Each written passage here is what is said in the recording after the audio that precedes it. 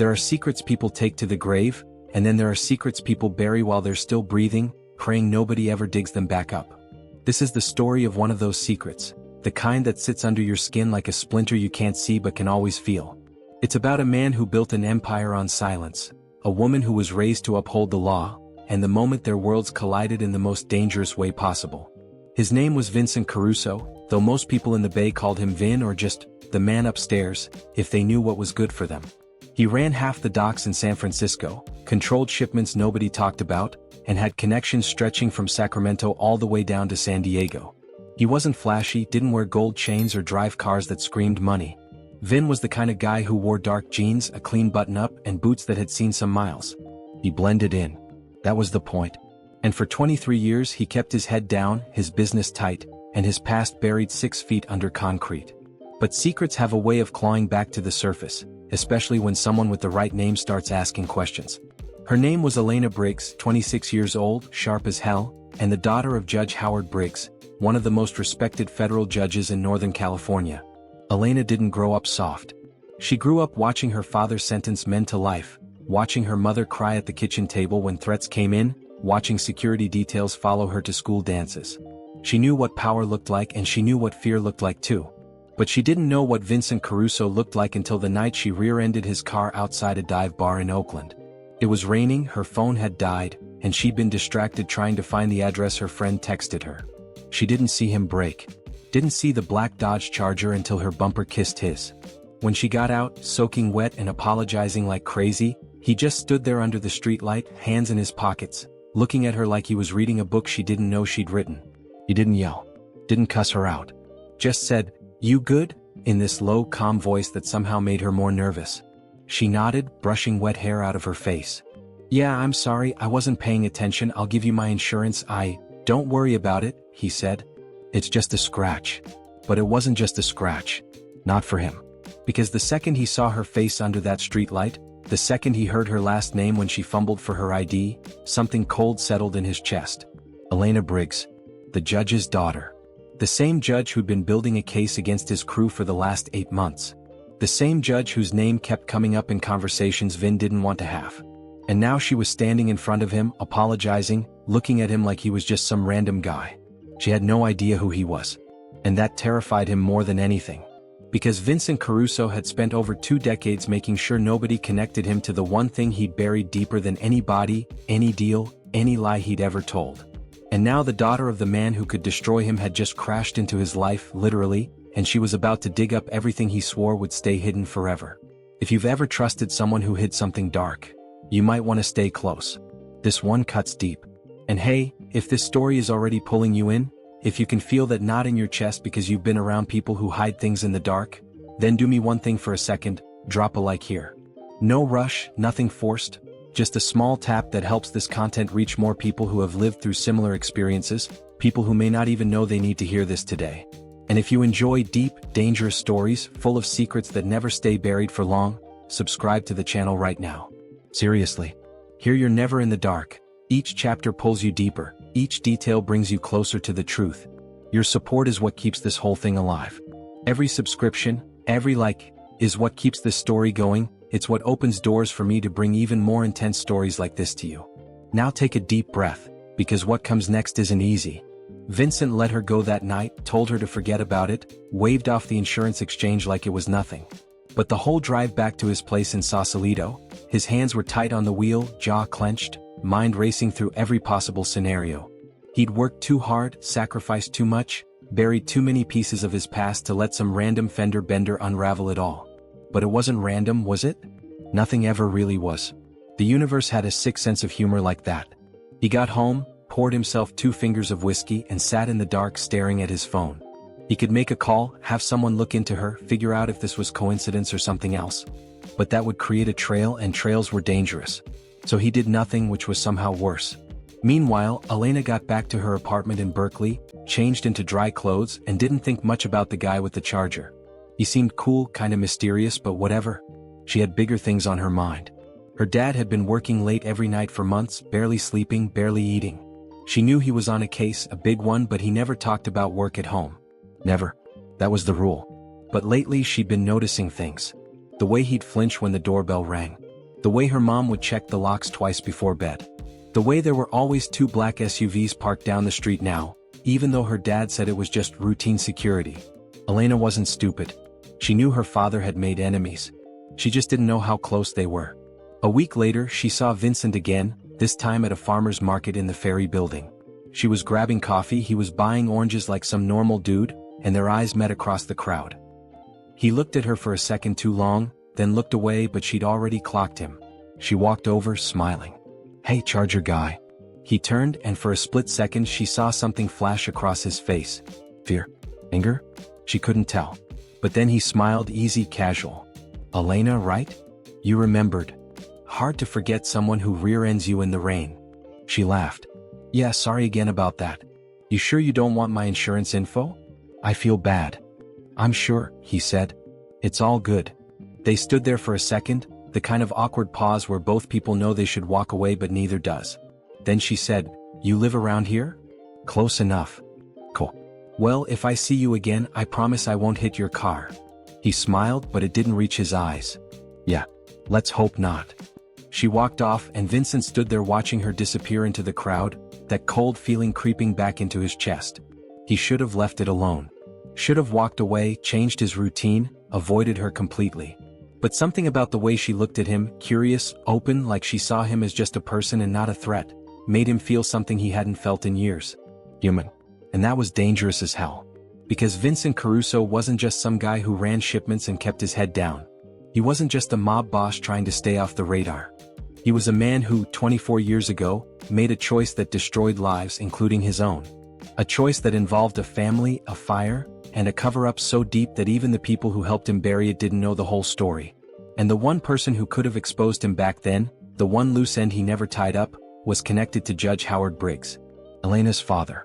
The judge didn't know it yet, but he was sitting on a case that, if he dug deep enough, would lead him straight to that night, straight to that fire, straight to Vincent.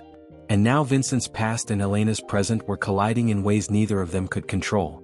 There's a reason some people bury their secrets so deep. Because when they come up, everything burns. Vincent started seeing her everywhere after that, and he couldn't tell if it was coincidence or if the universe was testing him, pushing him toward some kind of reckoning he'd been running from for over 2 decades. She'd be at the coffee shop he liked in North Beach, sitting by the window with a laptop and headphones, completely unaware he was watching from across the street. She'd be jogging along the Embarcadero on Saturday mornings, ponytail swinging, earbuds in, passing right by the warehouse where he held meetings with people who didn't ask questions.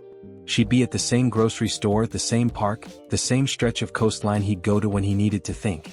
And every time he saw her, that knot in his chest tightened a little more. He told himself to stay away, to let it go, to focus on keeping his business clean and his name out of her father's case. But the problem was, he couldn't stop thinking about her. Not in some creepy obsessive way, but in the way you think about a storm you see coming from miles away, knowing there's nowhere to hide, knowing it's gonna hit you no matter what you do. Elena, on the other hand, didn't think about Vincent much at all, at least not at first. He was just some guy she'd bumped into a couple times, polite, quiet, kinda handsome in that rugged, seen some shit kind of way. But she had her own problems. Her dad's case was getting more intense, and she could feel the tension in her family like a third person living in the house.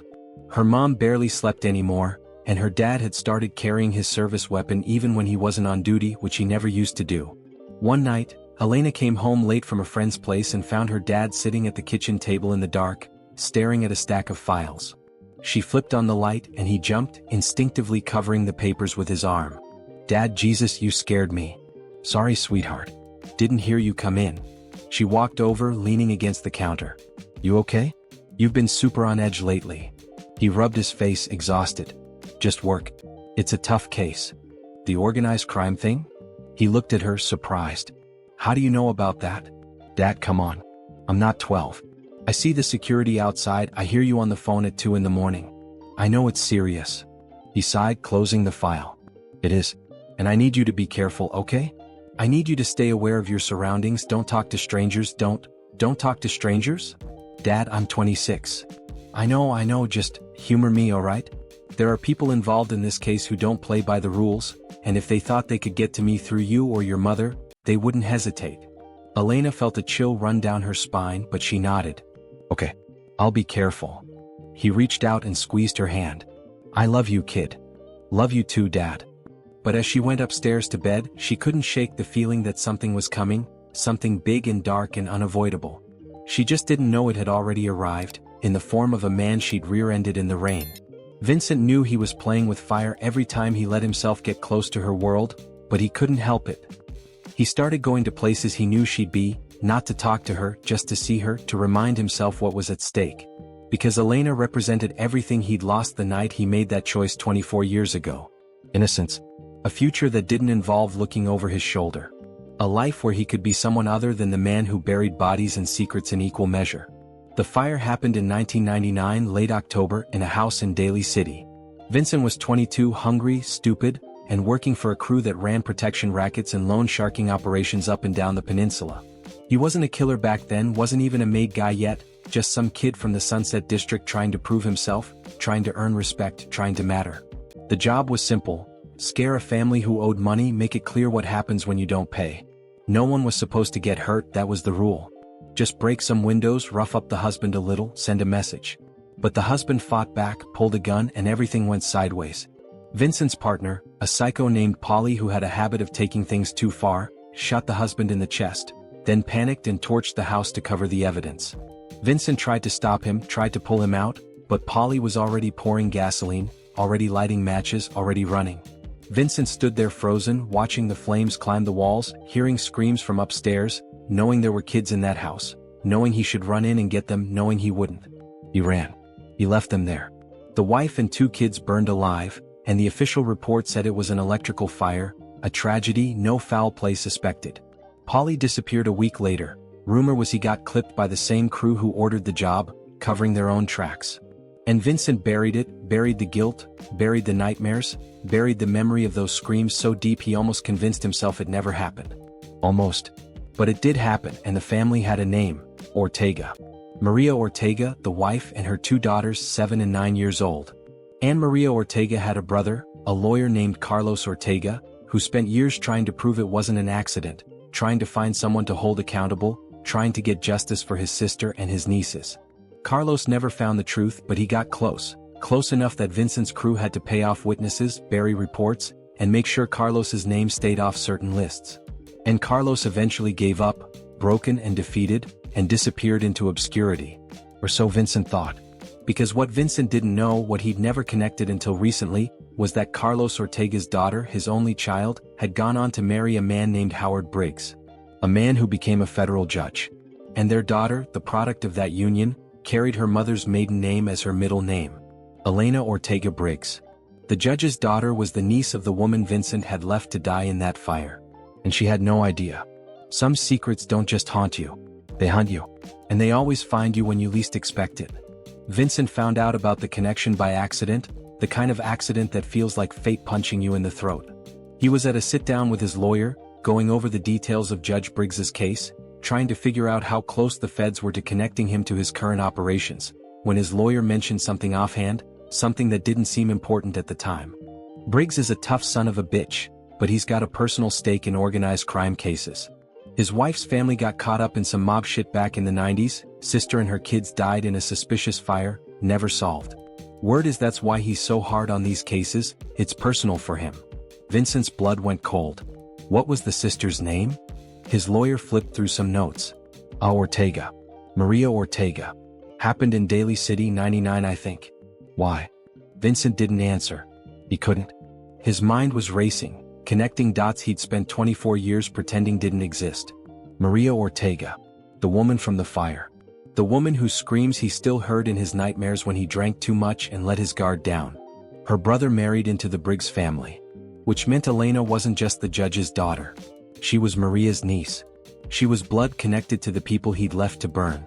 And the universe, in its infinite cruelty, had literally put her in his path, made her crash into him, made her smile at him like he was just a normal guy, made her exist in his world as a constant reminder that some debts never get paid, some sins never get forgiven. He left the meeting early, drove to Ocean Beach and sat in his car staring at the waves for 3 hours. He thought about running, disappearing, starting over somewhere else under a new name. He had the money, the connections, the resources. He could be gone by morning and never look back. But he'd been running for 24 years and it hadn't changed a damn thing. The guilt was still there, the nightmares were still there, The weight of what he'd done was still crushing him every single day. And now, for the first time since that night, he was face to face with the consequences of his choices, wrapped up in the form of a 26-year-old woman who didn't know she was standing next to the man who destroyed her family. He should have stayed away. Should have cut all ties, avoided every place he might see her, made sure their paths never crossed again. But he didn't. Instead, he started watching her more closely, not to hurt her, but to understand her, to see if there was any piece of Maria in her, any echo of the family he'd helped destroy. And what he found surprised him. Elena was tough, smart, funny, sarcastic in that dry California way where you couldn't tell if someone was joking or calling you an idiot. She had her mom's eyes, apparently dark and sharp, always observing, always thinking. She worked as a paralegal for a nonprofit that helped immigrants with legal issues, which made sense given her background. She didn't live off her dad's money, didn't drive a fancy car, didn't act like someone whose father had power and influence. She was real, grounded, the kind of person who stopped to pet every dog she saw on the street and bought coffee for homeless people without making a big deal about it. And the more Vincent watched her, the more he realized how monumentally fucked he was. Because he was starting to care about her, not in some twisted possessive way, but in the way you care about someone who reminds you what it feels like to be human, to have a conscience, to want to be better than the worst thing you've ever done. And that was the most dangerous feeling in the world for a man like him. Elena, meanwhile, kept running into Vincent, and it was starting to feel weird, like the universe was trying to tell her something. She'd see him at the farmer's market again, at a bookstore in the Mission, at a bar in the Castro where she'd gone with friends. Every time he'd nod, maybe say a few words, then disappear before the conversation could go anywhere. It was like he was a ghost, always there but never really present. One night, after a particularly stressful day at work, she saw him sitting alone at a dive bar near her apartment, nursing a whiskey and staring at nothing. She almost walked past, but something made her stop. Maybe it was the way he looked, tired and sad in a way that felt familiar, like he was carrying something heavy he couldn't put down. She walked over and slid onto the stool next to him. "You following me, Charger guy?" He looked at her, surprised, then smiled a little. "Could ask you the same thing." "Fair. Mind if I sit?" "Free country." She ordered a beer, and they sat in silence for a minute, just existing in the same space without pressure or expectation. Then she said, "You always drink alone?" "Usually." "That's depressing." "Yeah, well, I'm a depressing guy." She laughed. "I don't think so. Mysterious maybe. But not depressing." He looked at her, really looked at her, and for a second she saw something in his eyes, something raw and painful and honest. Then he looked away. "You don't know me." "True. But I could if you let me." Vincent felt his chest tighten. This was the moment. The moment where he could walk away, shut it down, protect her from the truth and protect himself from the fallout. But instead, he heard himself say, "Why would you want to?" She shrugged. "I don't know. You seem like someone with a story. And I like stories." He almost laughed at the irony. If she only knew. They talked for an hour about nothing important, just surface-level stuff, where they grew up, what they did for work, though Vincent kept his answers vague and deflected whenever she got too close to anything real. She told him about her job, her family, her dad's case, though she didn't go into details. She mentioned her mom's side of the family, how her aunt and cousins had died when she was too young to remember, how it shaped her dad's career, how it made her want to fight for people who didn't have a voice. And every word she said was a knife in Vincent's chest. By the time they left the bar, he knew he was in too deep. He knew he should ghost her, block her number if she ever texted, avoid every place they'd crossed paths. But when she asked if he wanted to grab coffee sometime, he said yes. And that yes was the beginning of the end. Because secrets don't stay buried when you invite the person they're buried from into your life. And Vincent Caruso was about to learn that the hardest way possible. You can run from your past, but when it catches up, it doesn't knock. It breaks the door down. And look, before we keep going, I want to ask you something really quick. Nothing that breaks the story, just something between me and you, the listener. When you hear a story like this, a man drowning in the weight of something he did, and a woman unknowingly walking straight into the heart of that storm, what does that make you feel? Because everyone reacts differently to guilt, to destiny, to that moment when the past stops knocking and starts kicking the damn door down. If any part of this resonated with you, if it reminded you of someone, of some situation, or of a moment when you also felt the past pulling you by the collar, leave that in the comments. Seriously. I'm not asking just to ask. The comments are where this story stops being just mine and becomes ours. That's where I understand what touched you, what hurt you, what kept you here. And every comment you leave helps this video reach other people who carry their own buried secrets. People who might see themselves in this same scenario of guilt, destiny, and consequences. Now, let's continue. Because what comes next isn't any easier. They started seeing each other regularly after that night at the bar, not dating exactly but not just friends either. It was something in between, something undefined and dangerous and inevitable. Coffee twice a week turned into dinners, dinners turned into long walks along the waterfront, long walks turned into late-night conversations where they'd sit in his car or on a bench somewhere and talk about everything except the things that mattered most. Vincent told himself he could control it, that he could keep her at arm's length emotionally while still being close enough to make sure she never dug into the past, never asked the wrong questions, never connected the dots. But Elena had a way of getting under his skin, of making him forget why he'd built those walls in the first place. She'd laugh at his dry humor, call him out when he was being too serious, challenge him on things he'd accepted as truth for so long he forgot they were just excuses. And slowly, without meaning to, he started letting his guard down.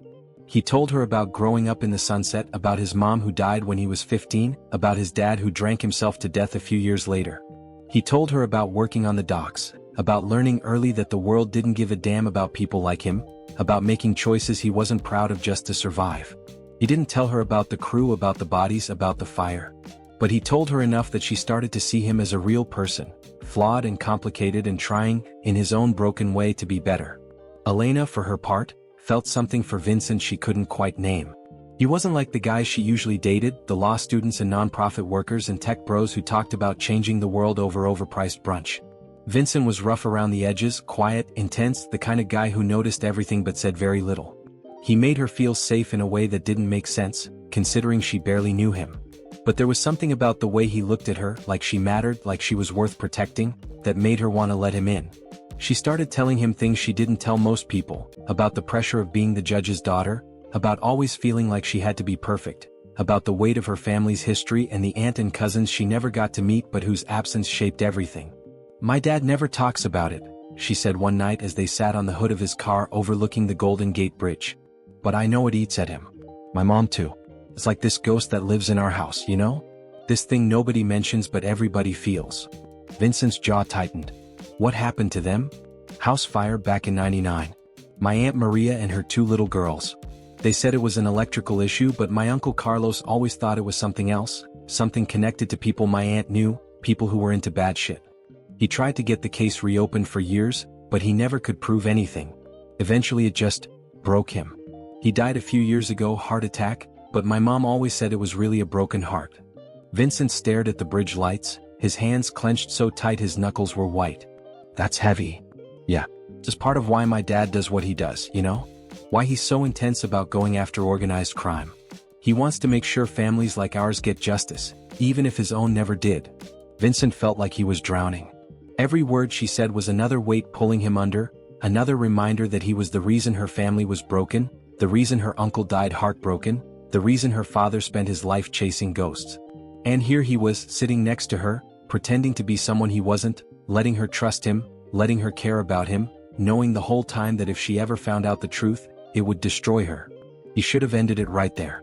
Should have told her he couldn't see her anymore, made up some excuse, walked away before it got worse. But he didn't. Because for the first time in 24 years he didn't feel like a monster. He felt like a man. And he was too selfish, too desperate, too human to give that up. 3 weeks later, everything fell apart.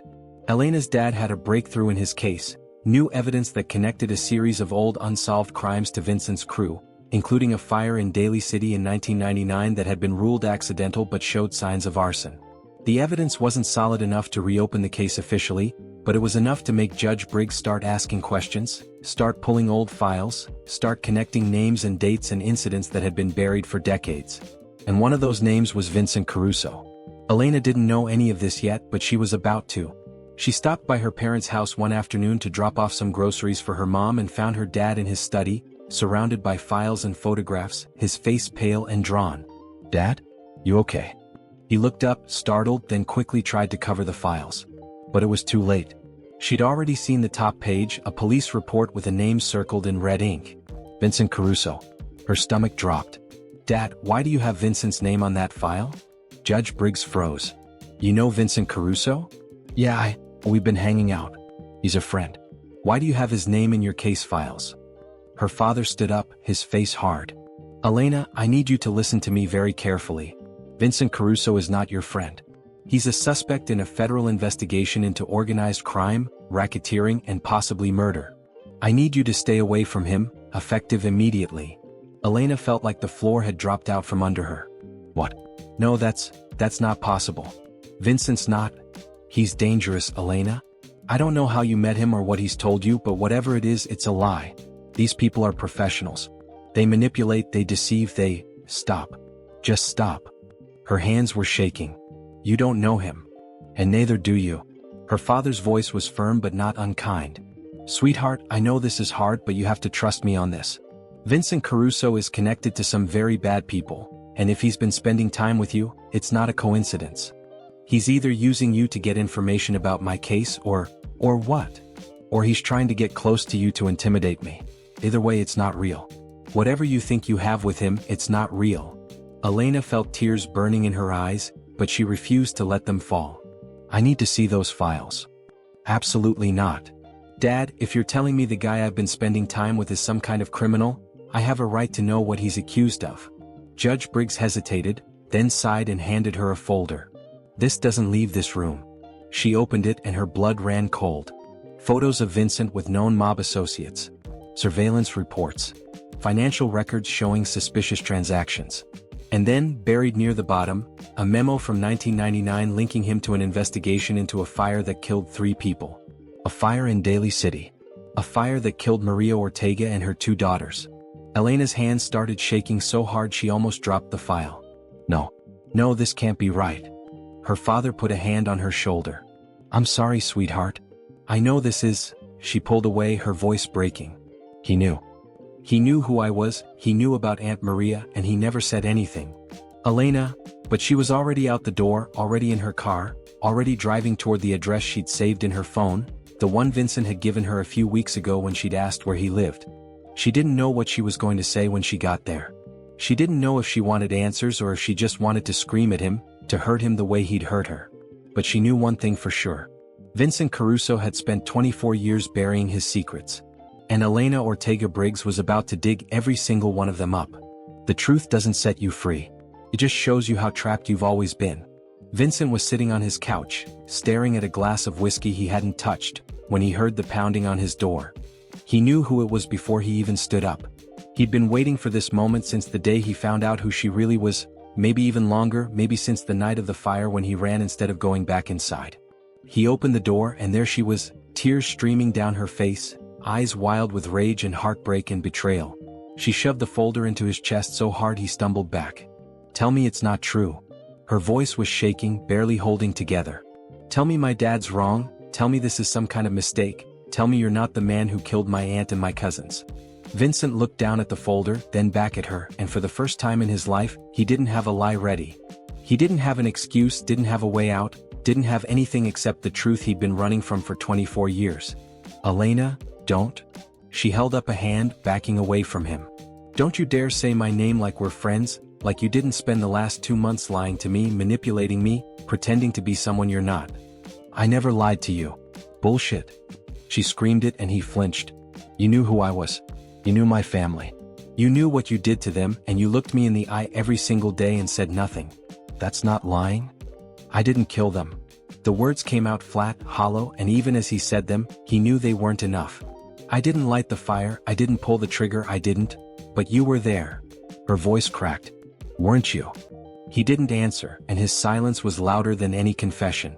Elena's legs almost gave out, and she had to grab the doorframe to stay upright. Oh my God, you were there. You were there and you did nothing. You let them die. It wasn't supposed to go down like that. Vincent's voice was raw, desperate, the voice of a man who'd been carrying this weight for so long he'd forgotten what it felt like to stand up straight. We were just supposed to scare them, send a message, that's it. But the guy I was with, he lost it, he shot the husband, and then he torched the place to cover it up, and I tried to stop him, I swear to God I tried. But you didn't go back inside. Elena's voice was cold now, dead, the kind of cold that comes after the fire burns out. You heard them screaming and you didn't go back. I was a kid. I was terrified. I didn't know what to do. You were 22. You knew exactly what to do. You just didn't do it. She wiped her eyes, but the tears kept coming. My uncle Carlos spent the rest of his life trying to find out what happened to his sister and his nieces. He died never knowing. My mom still wakes up screaming sometimes because she can't stop thinking about how scared they must have been. My dad built his entire career on trying to put away people like you because he couldn't save his own family. And you just buried it. You moved on. You built a life on top of their graves and acted like it never happened. I didn't move on. Vincent's voice broke. I think about them every single day. I hear them every time I close my eyes. I've been trying to what? Make up for it? Be a better person? She laughed, bitter and broken. You don't get to do that, Vincent. You don't get redemption.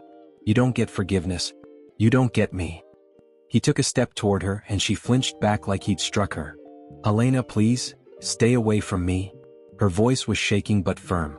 Stay away from my family. If I ever see you again, if you ever come near me or my parents, I swear to God I will make sure everyone knows what you did. I will burn your entire world down the way you burned theirs. She turned to leave and Vincent felt something inside him shatter, something he didn't even know was still intact. I'm sorry. The words came out barely above a whisper. I know it doesn't mean anything, I know it doesn't change what happened, but I'm sorry. I've been sorry every day for 24 years.